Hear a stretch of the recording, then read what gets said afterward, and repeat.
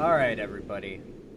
So, this is just going to be downright bleak. I don't know what else to say. This is a level of tragedy that I'm surprised by. I heard about this throughout the day, and I hadn't looked into it enough to really see the numbers, but oh lord, it makes sense why people have been asking me to cover this. Myanmar earthquake death toll rises to 3,145 as more bodies are found in one day. Now, to be very clear, I need to give you guys some background here. Myanmar is a very politically unstable country. There's a genocide going on there, and there's a lot of political unrest. Said genocide was even facilitated by none other than our boy Mark Zuckerberg through Facebook.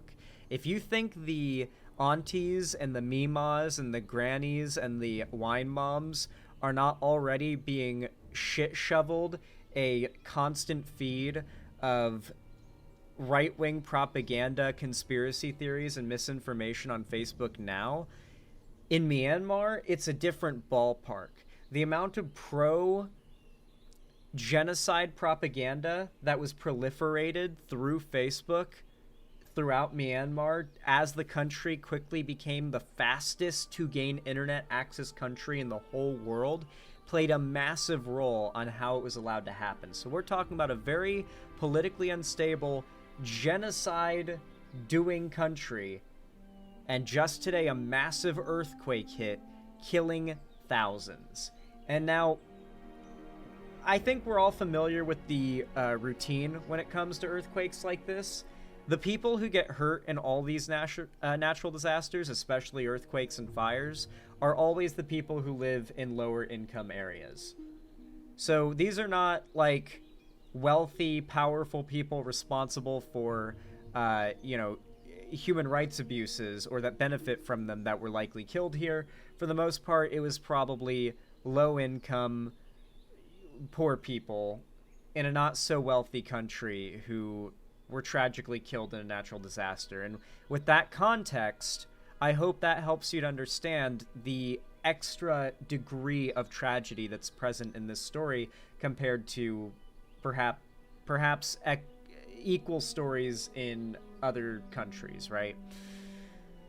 So, the death toll from the earthquake that hit Myanmar nearly a week... Oh, it was nearly a week ago. I must have missed this story entirely. I guess I was just so preoccupied with the whole Google locking me out of my YouTube account thing. I didn't notice. A week ago rose Thursday to 3,145 as search and rescue teams found more bodies. The military-led government said, and humanitarian aid groups scrambled to provide survivors medical care and shelter. Information Minister Muang On also announced at a meeting in the capital, Naypyidaw, I think is how it's pronounced, that 4,589 people were injured. Holy shit. That is a total casualty amount of almost 10,000, guys. Like, we're getting close to 10k casualties so far. That is astronomical. What the fuck? Oh, Lord. Yeah, 7.7 magnitude, too. That is a powerful earthquake. Like, a very powerful earthquake. That would make Californians shake in their boots. I'm sorry, I had to do the pun. Pun absolutely intended. The epicenter of the 7.7 magnitude quake on March 28th was near Mandalay, Myanmar's second largest city.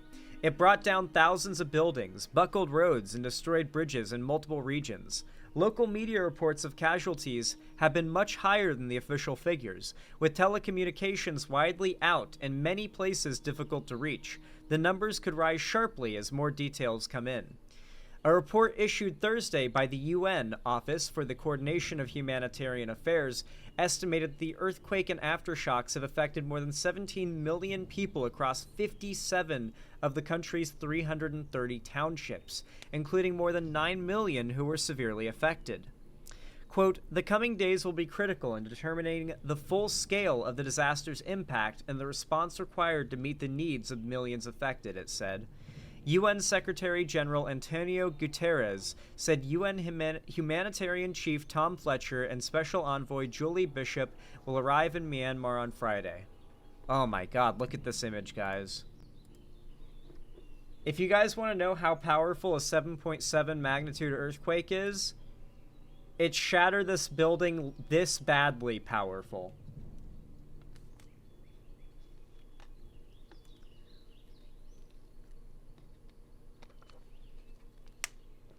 Correct me if I'm wrong. Is this dude picking up a steel girder? Or, no, iron, because it's all rusted over. I think that is an iron girder that dude is picking up right now. That guy is just straight lifting an iron girder.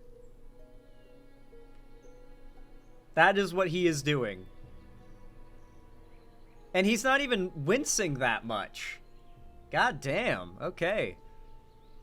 They build him tough in Myanmar, I guess. The Secretary General appealed to the international community to immediately step up funding for quake victims to, quote, match the scale of this crisis, and urged unimpeded access to reach those in need. Quote, "The earthquake has supercharged the suffering with the monsoon season just around the corner." Oh no, this is not going to be a good situation. All the pieces are falling together for some pretty immense human suffering. Genocide, natural disasters, poverty, Facebook, it's awful over there. The World Health Organization said that according to its initial estimate, 4 hospitals and 1 health center had been completely destroyed, while another 32 hospitals and 18 health centers had been partially damaged. Quote, "With infrastructure compromised and patient numbers surging, access to healthcare has become nearly impossible in many of the worst-hit areas," the UN said. Quote, "Thousands of people are in urgent need of trauma care, surgical interventions, and treatment for disease outbreaks. A mobile hospital from India and a joint Russian-Belarusian hospital were now operating in Mandalay." With many left homeless by the quake, and many others staying away from their homes because of fears that ongoing aftershocks will bring them down, workers in Naypyidaw labored in the 40-degree Celsius or 104-degree Fahrenheit, that's Florida temperatures during the heat of summer, and it's tropical in Myanmar, so it's Florida humidity too, to busily erect big tents in open fields to provide some shelter. In Mandalay, local residents gave slices of watermelon to Chinese volunteers taking a break from the high temperatures. That's very nice to hear. There's been a bit of a global reconstruction and aid effort. That's always good to hear about. More than 1,550 international rescuers were operating alongside locals on Thursday, according to a statement from the military. Rescue supplies and equipment have been sent by 17 countries.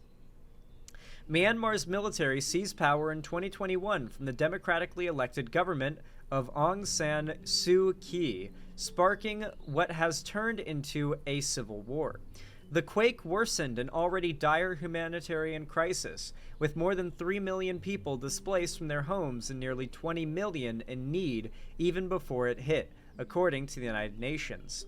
As concerns grew that ongoing fighting could hamper humanitarian aid efforts, the military declared a temporary ceasefire Wednesday through April 22nd. The announcement followed unilateral temporary ceasefires announced by armed resistance groups opposed to military rule. That's actually crazy that the resistance groups fighting against the genocide and the regimes and all that shit have agreed to the ceasefire because, like, yeah, man, I mean, we're fighting for freedom and to make people's lives better. We're not going to go around, like, blowing shit up and fighting people during the aftermath of this. Like, that's, like time out. Let people recover from this. That's real nice to hear, actually. I was not expecting that, to be completely fair. The military said that it would still take necessary measures against those groups if they use the ceasefire to regroup, train, or launch an attack. Though already on Thursday, there were reports from local media in Kachin State in the north of Myanmar that military attacks continued in several areas. Oh, that's unfortunate. I guess there's always going to be something, I guess. but they couldn't be independently confirmed. Maybe we'll get lucky and they're just not true. Prior to the earthquake, the military was battling the Kachin Independence Army militia group. The KIA on Wednesday also declared a ceasefire but reserved the right to defend itself. It was unclear how the reported fighting broke out. The earthquake took Kachin, but there have been no reports of damage there. In Bangkok, where the quake brought down a skyscraper under construction, the search for survivors and bodies continued as government Chadchart Sitapont said that a possible sound of life was detectable in the rubble. By near day's end, however, nobody was found. 22 people were killed and 35 injured in the city, mostly by the collapse of the unfinished building. I want to give a little bit of a insight into just how awful this way of dying or being injured is. Like, think about it for a moment. Most people don't really think about what it's like to die or be injured in an earthquake, but imagine you're sitting where you are right now, and out of nowhere, for no good reason, with no warning, frankly, everything begins to shake. So violently, not only are you fallen to the ground and you can hardly move yourself because you're so disoriented, but the world around you is starting to crumble. And the next thing you know, the ceiling above you has collapsed on top of you. However much weight was directly above you, and however lucky you are if it was a largely, like a wide piece that fell on you of whatever building you're under, that's so much weight it'll kill you. But if it's a relatively narrow piece that falls on you, maybe you can luck out and there's not much above you as well, and you don't get crushed to death by what falls on top of you. Maybe what falls on top of you just crushes your legs and your back. I want you to imagine you're crushed under... You're on the second floor of a 15-story building, and the whole thing collapses on top of you and you survive. Imagine how much rubble you're trapped under, how little light gets in, how little you can breathe. There's no water, there's no food. You can scream, but you don't know if anyone can hear you. They probably can't. The sound of just the outside world muffled away. And many people will die in these conditions. Many, many more will receive lifelong, devastating injuries in those conditions. If you're claustrophobic, really try to imagine it. It would be impossible for many people not to just panic attack to death. Like if you are prone to panic attacks in tight spaces, you can imagine this, just panic attacking to death. That is no doubt going to happen to people, and I think most people would react that way. Anyway, I don't really know what else to really say about this because it's just so depressing and bleak, but I'm glad to have caught myself up on the story and to maybe have spread some awareness, you know? Maybe you guys could seek out some trustworthy charities raising money to help people. I don't want to endorse any charities myself because it would take more than a 5-second cursory bit of research and background checking to trust a charity enough to recommend it to you guys for donating to. But if you guys want to go out of your way and do whatever amount of research you feel comfortable with to feel like you can donate to a charity around this, if you want to, I highly recommend it. I would say that would make you a very good person, personally. So, yeah, maybe you should consider that. Regardless, though, if despite the bleak subject matter you still enjoyed this segment, found it entertaining, educational, or enjoyable, then please consider leaving a like, a comment. It really does help a lot. It boosts the channel and the algorithm, and it helps to get my stuff out to more people in the future. And of course, if you haven't already, be sure to subscribe and ring the bell icon to turn on all notifications, so YouTube actually tells you when I go live or upload more videos in the future. And finally, and on top of that, if you want to support me by following my other social medias, you can, but most importantly, you should follow join my fan Discord, which is linked down below in the description.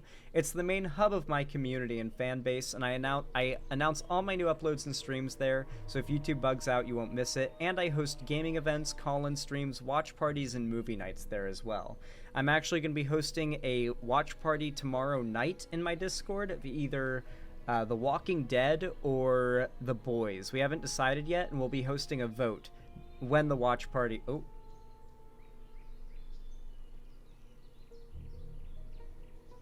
That was OBS temporarily losing connection right there, but we should be back, it would seem. So now that we're back, sorry about that. OBS just hiccuped for a moment there. Let me finish the outro. Yeah, with that said, join the Discord. Watch party will be tomorrow. We'll be voting on what movie we watch, and it's going to be a blast. Finally, though, if you want to support me financially, please consider donating, subscribing, or gifting a sub on my website, xanderhall.com/live, or perhaps support me through YouTube, Twitch, Streamlabs, Stream Elements, Patreon, or maybe buy some custom Xanderhall merch through the Streamlabs link down below in the description. Regardless of how you support me, thank you so much for watching, and as always, have a good one.